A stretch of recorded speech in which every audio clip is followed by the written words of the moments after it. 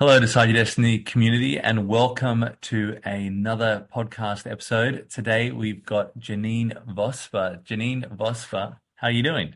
Hey, great, thanks, Kyle. We've been talking about doing this for a while, so it's great to be here. Yes, it is. Yes, and I'm looking forward to learning a little bit more about, how you can help us get out of our business, our kind of internal business focus. I think a lot of times we get so stuck in the mechanics and the inner workings, and we forget how to become an impact, how to become, an influence in our market and really brand and market our business. I think there's two parts of a business. There's doing the work and then showing the world how you do the work and marketing yourself, and they're two different, totally different skill sets, I believe. Mm. But they definitely are, and it just depends on where you are on your journey as to what you should expect from yourself. Yeah, yeah, definitely. And we don't want to throw everything at the business owner, but there's much we can learn about, I guess, how we are articulating what we do. hmm And that is to be able to get your message across really clearly about how you help people is probably one of the most valuable things that you can learn in your business. How you speak about yourself and how you speak about your business. It reminds me of what my grandfather used to say, kiss, which I'm sure many people heard from many different people, but kiss, keep it simple, stupid. It's Yeah. the most simple thing, but we get so complex, I think sometimes.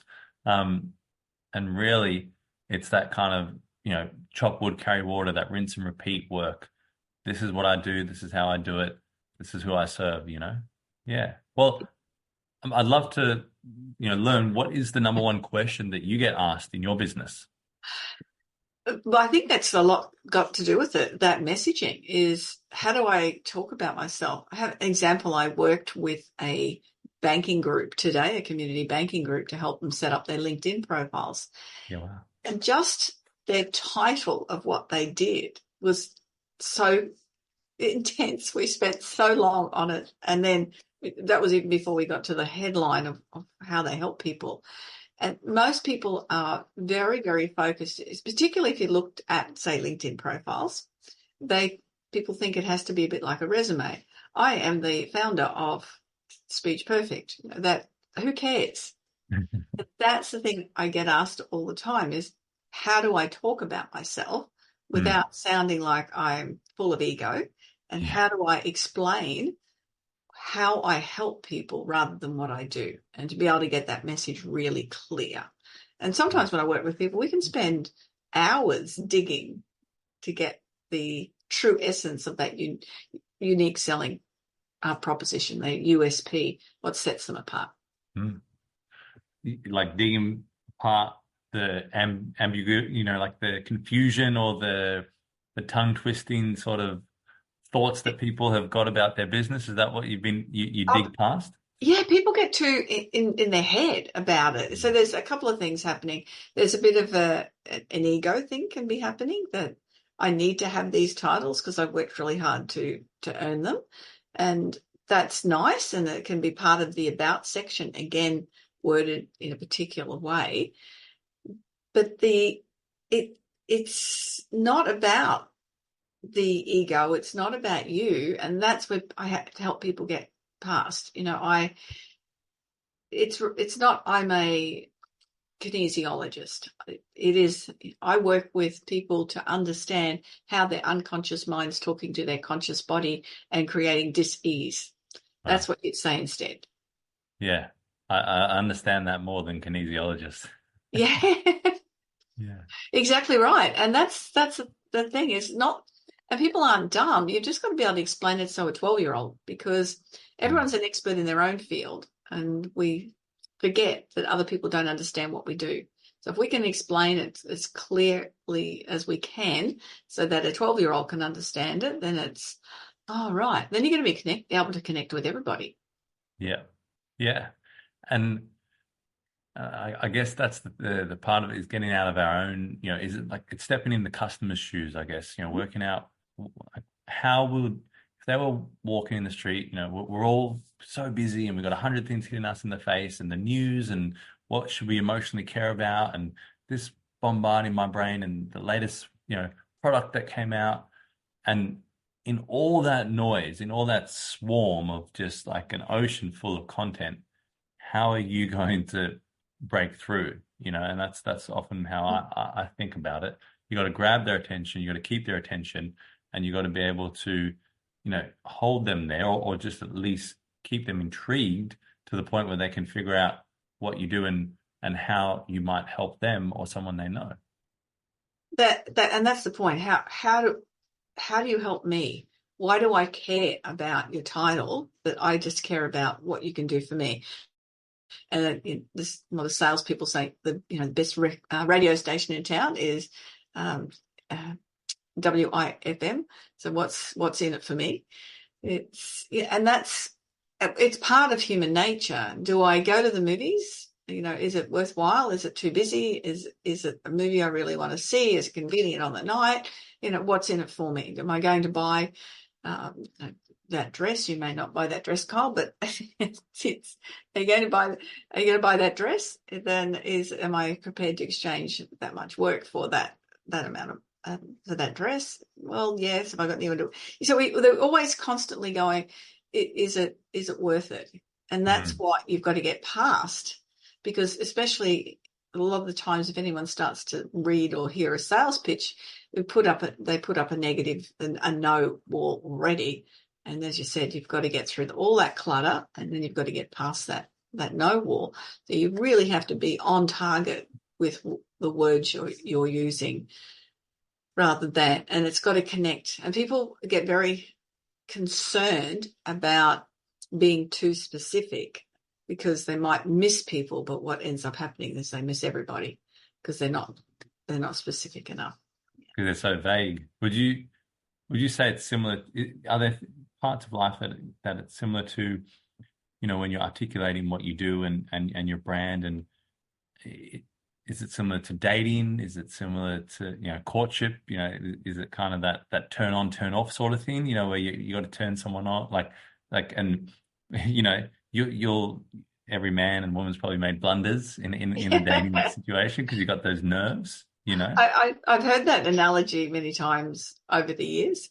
And then, a lot of people will talk about the negatives of networking. They feel like that people want to have sex on the first date. That's that intensity of it. Someone's coming at them and with the business cards. Business cards, yeah, yeah. So we don't want to do that. We want to be able to articulate how you help people. I'll give you an example. I've mentioned LinkedIn. I do a bit of profiling, helping people set up profiles, because it's the wording part with that. But that's just a really small part of what I do. And one of my clients, she was a bookkeeper accountant, and she came from Colombia, and she was really struggling to get traction. And on a platform like LinkedIn is where she was meant to be, but there's millions of bookkeeper accountants. So what we changed her wording to was helping newly arrived Australians understand the BAS system. You can imagine if you're a newly arrived Australian, are you just going to deal with a bookkeeper account, or are you going to deal with someone that's... So she didn't just get those customers, though, because anyone who doesn't understand the BAS system are thinking, okay, if she can help newly arrived Australians, she can help. And a business soared. Wow. And it wasn't this pitchy thing. It was just what she does, and that's what makes her unique. And that's what we've got to find, is what is it about what we do that makes us unique. Brilliant. So would the framework be helping? So you say I help or helping, and then describe your target market, your target audience. It can be the problem. It can be. That's if you're working on a simple formula, that works as well. And it is that you really want to go who the target market is, so that they go, yeah, that's me, and then what their problem is, and then what they achieve as a result. So that's simple words. The helping, the problem was they couldn't understand the BAS system, and then the result is that they do. Brilliant. And I'm sure when there's different links, I guess like a bio, there's different links to the bio. there's different lengths of your pitch. So, Mhm. there's your elevator pitch, and then there's your longer form pitch. You might put it in an email or in your bio. You might be able to speak to them and their emotions more. But yeah, I like that. It's really succinct, that sort of formula. Mm. And does it surprise you how maybe, it doesn't matter if it's the smallest business owner or, like you said, a big bank branch that can get tongue twisted or trip up on how they're delivering what they No, do. no, they have more problem. Yeah. That and they were commenting today. You must feel like it's hurting cats.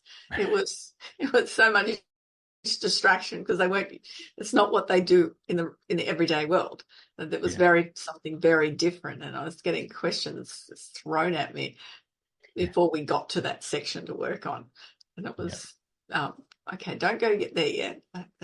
We'll just hold back and we'll work through each little section that everyone's clear and understands that. So no, we go into business or we work for a corporation, we work for other people, and we tend to be a good technician.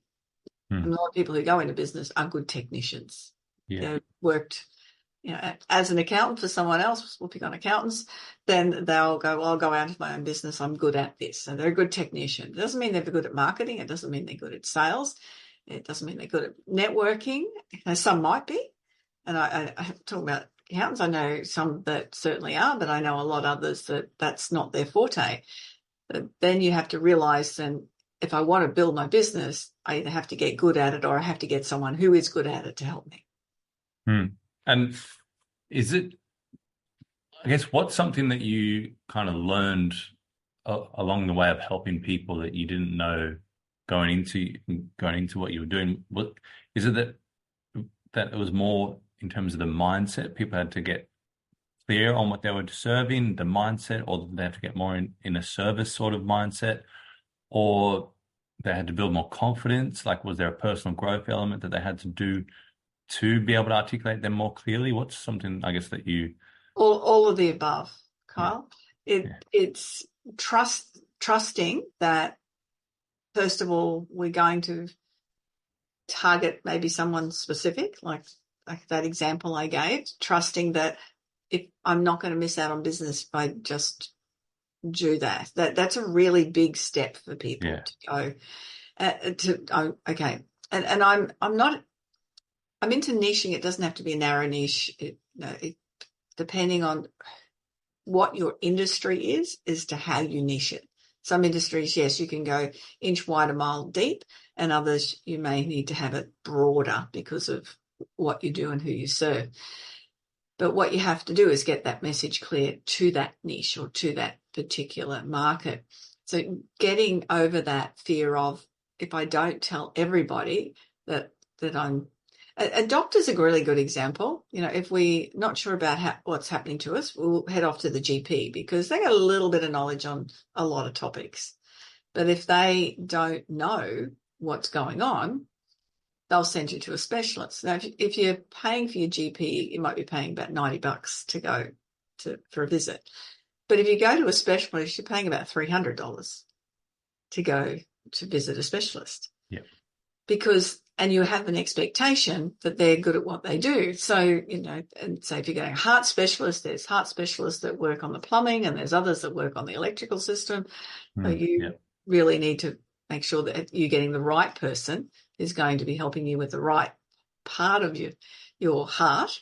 And then you're prepared to pay for them. And that's where we want to be able to do to get over that fear of, I'm just going to be a general practitioner. No, you're not. You're going to be a heart specialist. And yes, yeah, I what can is see it it. that makes you unique? So it is that fear part. It is the confidence to do that. That's that part of that courage to market to that target market. And it's a part of it's getting over ego. And there's a couple of things with ego. One is, I want to put my titles. This was a little bit where I was going with people today. I've worked really hard to get this governance thing. It's tough.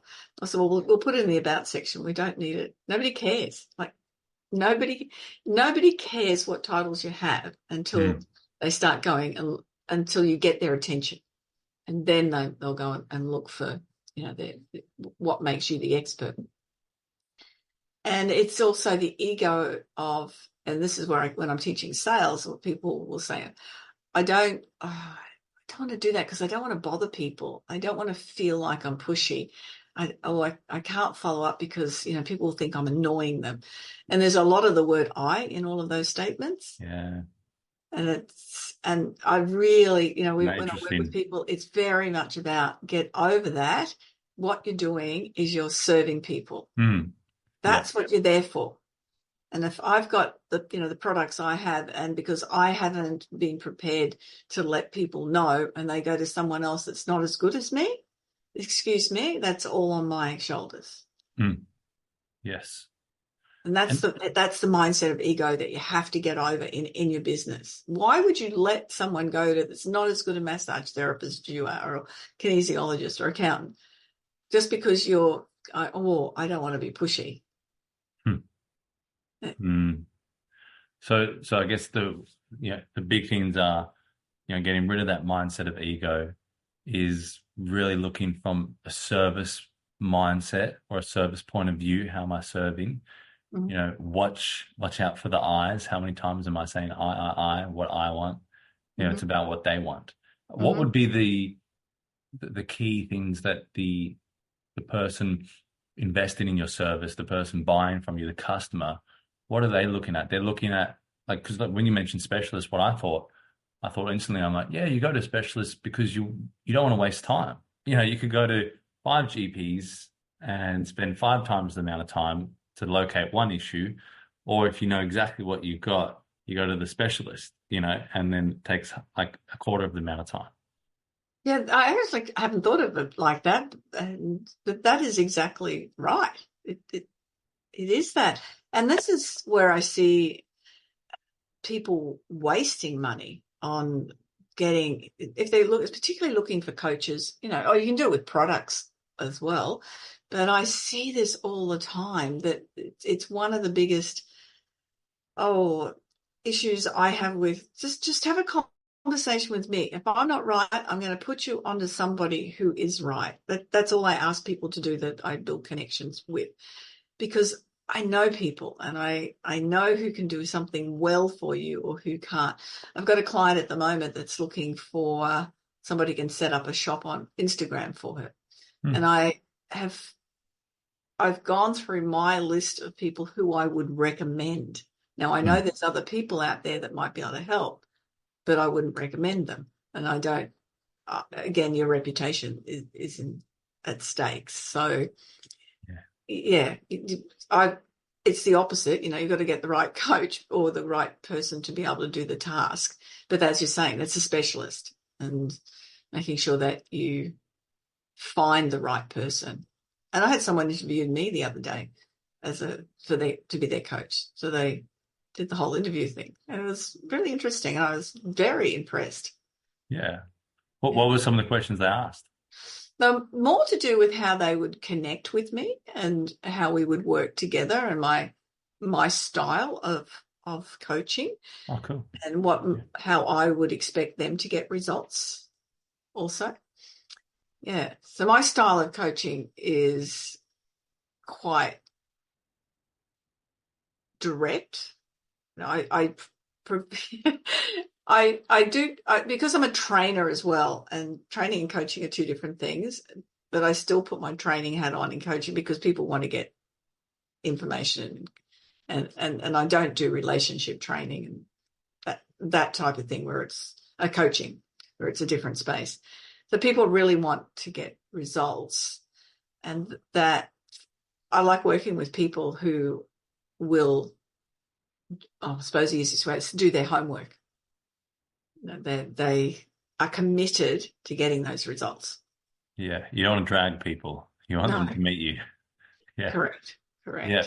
Yeah. Well, that kind of, you sharing that Instagram specialist kind of, it comes full circle back to that niching, and also, what interwoven is the interviewing, because when you're looking for a specific solution, you should interview you should be asking the questions of the person who's going to be solving that problem for you. I know when I go see my specialist, I put my phone there. I say, "Am I able to record?" Yep, you're able to record. I hit record. I ask a bunch of questions. It's a very expensive appointment, so because there's more money, there's more of an investment, there's more energy and more of my mental attention in that meeting. So all the negatives of it cost more money. Well, the positives are I'm more present and I'm more attentive, and I'm more focused, and I'm going to get a higher service out of this exchange. So, but the point of niching really is because if you're a generalist, that whole thing of jack of all trades, you can be average at each one, and I know you can get better at each skill over time, or you can find a different person, say in your company, who can do that as a specialist. But there's 8 billion people on this planet, and to set up an Instagram shop, you might have someone who could set you up a Facebook shop or a Shopify shop or shop on your website or whatever it is, and you take them to Instagram. Hey, I want you to set up an Instagram shop. And we are so fast paced in this day now. We want things done quickly. We don't have time for things. We're a lot more impatient. If you're unable to quickly solve those problems and quickly start setting things up, someone's going to go, nah, look, you obviously don't know what you're doing. And that just looks worse. So it's better so that's another reason for niching. Because I know when you do say the niche word, a lot of people think, they go in terms of lack, or they go in terms of, shortage. And I don't know where those programs have come from, but I think there's so many pools of people that can be helped, and so many ways to connect to those people. And I think that's some of the ways that you can get over the niching sort of element. Absolutely. And then people are prepared to pay more also. Yeah. Yeah. I know I was working with someone again this week, and they said they had, it was a doctor who was going through interviews to become an orthopedic surgeon. And he said that he'd done some other speaking training with online speaking training, and it hadn't worked for him, and it just wasn't what he wanted. And the reason he found me is he only lives 10 minutes away. He wants to do it absolutely in person, but I can do it well online also. And once you build up the connection, if that's going to be easy for him, we can fit that in maybe with his schedule a bit better. But it's that because of that specialty, again, we had a conversation as to, am I the right person for you? And knowing that I've got 40 years working in what I do, Kyle. So I know then what he's asking for, going, yeah, I can definitely be that person. That's sort of, right in my wheelhouse. But then knowing how to paraphrase what he's saying, so that when you're having that conversation, that person goes, no, that's it. You've got it. You understand me. That's exactly what I want. And being able to do that. Yeah. And builds that stronger, like you said, trust, and that stronger, connection. So I know in sports, what happens over time is once you play enough games and you read it, so in terms of rugby, you read teams, and depending on what position you play, you sometimes have to read what's going to happen, and you can see the shape of everyone moving, and okay, they're going to kick for the corner, they're going to do a chip over the top of our defense, they're going to do so you're always trying to manipulate the defense to break through the defense to score a try. So you're trying different tricks, and the greatest players that you see, and they stand above and apart, they play a lot, but it's almost the power of prediction. Would you say that that's what you've developed over your time? Is like you can hear someone talk and you've got that prediction. You can almost say, where they're going. Yes, I can. And that's probably one of my superpowers, is being able to do that, and then being able to create the words for people and what I do is when I interview people or work with them to find the right words for their business, is I hear what they're saying. And that's something that I I didn't realize I could do as well as I could until, only just a few years ago. And I've been doing it. And again, it's that realization, well, now that's easy because I know how I do it. And I listen to the words they say, and I repeat back their words, but I put them in a way that they would have never have thought of doing it. So powerful. It's usually their words. Yeah. It's your words. I just hear them. Yeah. Yeah. Because we're in the jar, we're in the way. Yeah. We, we Yeah. get out of the way. So what's something that maybe you've learned recently in your career like that could save us all time when we're thinking about our approach? I'm always looking for information. We never have, we can never stop learning. And I interviewed somebody on my podcast this morning. I have a We Are Women podcast, and Yep. we were talking about just being a lifelong student. And she was she does EFT, so Oh, emotional. I don't think what it is, freedom techniques, and the tapping. If people haven't come across that before. yep. And even looking at something like that, go, okay, so how can tapping help me in my business? Or just being curious about other things that Mm, might work and or might not work, but you don't know until you really look at it. For me, it's just something changed up as a CRM that I was using, an email list that I send my blog out with. I've been using that for many years. And look, I don't want to do too much tech stuff. It's just really I know how to do this well. So to change over is a big deal. And I'm in the process, but I'm actually allowing, because the other one's going to save me a lot of money, and I can do a whole lot of other things on the platform that I can't do on this mail list one. And it will be a good idea. It's already saved me $1,500 because I wasn't using Hootsuite any longer. yep. It allows me to schedule posts on every platform, including Google. Oh, wow. Yeah, so it's cool. So I saved $1,500 or up, so I don't have to rush into setting up the emails and doing that. But that, to just being open to, it's really easy to say no to things, and especially when it's not your stuff. That's not my thing.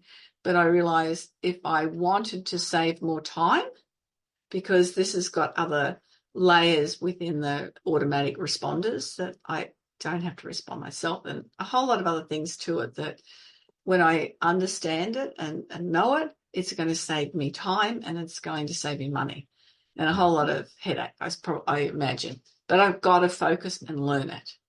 Yes. And that's, for some people, that's really easy to do, but when it's not your thing, I'd rather be out standing on stages and presenting, or in front of a room. So I think that's the biggest thing for me, is that, okay, and do this properly. Yeah. And how much of would you say people getting stuck in the way and tripping over being able to articulate their brand and what they do and how they serve and how they help and what they can do for someone, how much of that comes back to their identity or their maybe distraction, not really focused on, hey, I'm this role for this period of time? Does it come back to their identity a lot? If you're doing a couple of different jobs or have a couple of different businesses, yeah, definitely, because where are you sitting within that business? Or even if you're spread out between, am I putting energy into YouTube? I'm putting energy into podcasts, and I'm putting energy into social media, and you spread yourself so thin. And one of the things I see particularly, and I'm not sure if it's going to answer this question, but is when people are starting out, they'll have a lot of people saying, well, you should do this, and you should do this, and Yeah, you should do this, the killer. and they should allow themselves. Yeah. What I suggest to people is to have this conversation with someone that just says, I'll give you a couple of ideas of where to go and how to start. Yeah. Because what they do is they look at someone who has been in business for quite a long time, and they go, oh my gosh, they've written books. I've written a couple of books, and I've got 6,000 contacts on LinkedIn. I've got thousands and thousands of followers on my not on YouTube. If anyone wants to follow me more on YouTube, that's up to a couple of hundred, which is cool. Yeah. It's the podcast, all the other social platforms. I didn't do it yesterday. Mm. I have been, I've had my business Speech Perfect since 2007, Mm. but there's steps to do it. And I have a VA now that helps keep things moving in the background also. Yeah. So that's just that. Don't try and overcommit yourself. Really focus on one, where are my best clients? Where am I going to find them? And then once you figure out how to have the right conversation with them in your marketing, you can then start spreading that across and repurposing and doing all of that type of thing. But it's just, don't expect too much of yourself until you're comfortable. Right, now I've got that. It's running smoothly. It's got it happening in the background. Let's move on to the next step. But, and I suggest everyone get a coach, whatever the coach is for at that particular time, whatever you set those goals for that year, is to make sure that, an example, my goal this year was to get my SEO working a lot better for me.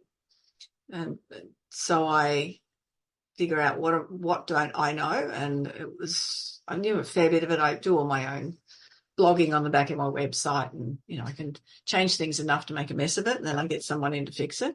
That's very dangerous when I start changing the pages up. But so I contracted someone to do the SEO. Now this week I had, last 7 days, over 5,000 people visit the website, and they're staying on for 4 minutes, Wow. which is really cool. That is really good. Yeah. So that is what my focus this year is. And that's where I'm investing the money. Yes. But there's so many people that go, wow, because they're told they should do this. So they throw money at it, and it's not the place where they need to be. Figure out what you want to achieve in the first instance, and then find someone that can get that done for you, get it clear, then move on to the next one.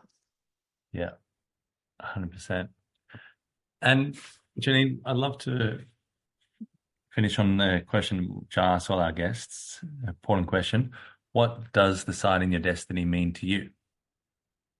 This is, again, my thing. When I work with people, I say, what do you want to create? Yeah. And it's not necessarily what business do you want to build. It's what do you want to create? And I have done this through my entire life, and usually in 10-year chunks, going through, I taught aerobics for 10 years because that fitted really well with having young children. Yeah. Take them wherever I went. And then they went to primary school. So what do I want to create now? Well, then I went and studied management and got a job as a sales rep. And then within that position had the opportunity to move into a GM role.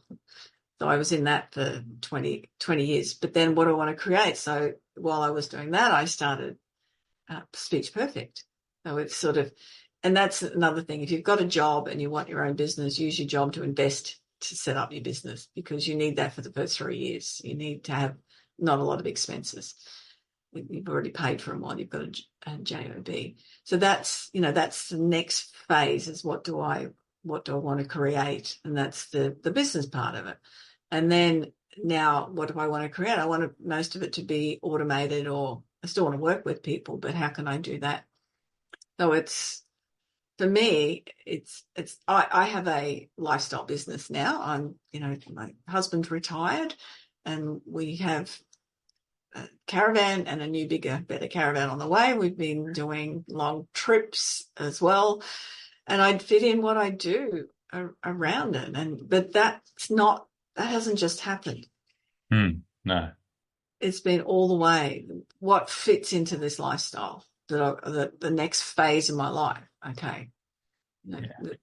In your 40s, it's really your highest income earning potential years. I think that decade, because you've built yourself up in your 30s, and particularly women, you're often not working or not working full time, and the 40s, and that's where you can earn the money then to set yourself. But it's different for everyone, and whatever that looks like, you but get really clear on what you want Mm. your life to look like. It's Huge. Yeah. but see, also I've always been involved with fitness because now I had birthday last month and 65th birthday, Kyle. So Wow. yeah, but fitness is a thing, that you have to. If you don't have that physical capacity, if you don't have the emotional capacity, if you don't have the mental capacity or the financial capacity to live that life of what you want, then you're not going to get it. So if you're finding you're struggling with any of those things, you need to really figure it out. And I'm a true believer that emotionally and mentally, if you're exercising, that you're a long way to having a lot of clarity with that. Yeah. Definitely. Definitely such an important part. Now, Yeah. where can the Decide Your Destiny audience, where can they follow and find out a little bit more about Janeen Vosper? The best way is to go to my website, which is janeenvosper.com. Now, I spell my name very special way for those that can't see and are listening instead of watching, and it's JANEEN, Vosper.com. And book a strategy call. And again, if I can't help you, I will definitely find someone that can. And there's no charge on those strategy calls. YouTube channel, jump on there. There's about 300 training videos from 1 minute to 1 hour. Wow. There's lots of things that you can go and find information on. And and LinkedIn, say hi on LinkedIn, reach out. Probably the three easiest things, but I everywhere. And yeah. And have a look at my Google reviews because that might help get a little bit more insight into how I help people. Perfect. Perfect. Thank you, Janine. Appreciate it. And guys, let's get you rolling in terms of articulating your brand, articulating your message, and creating greater impact in your business. Check out Janine and tune in for our next podcast coming up soon. And remember, as always, decide your destiny. So, Cheers. bye-bye.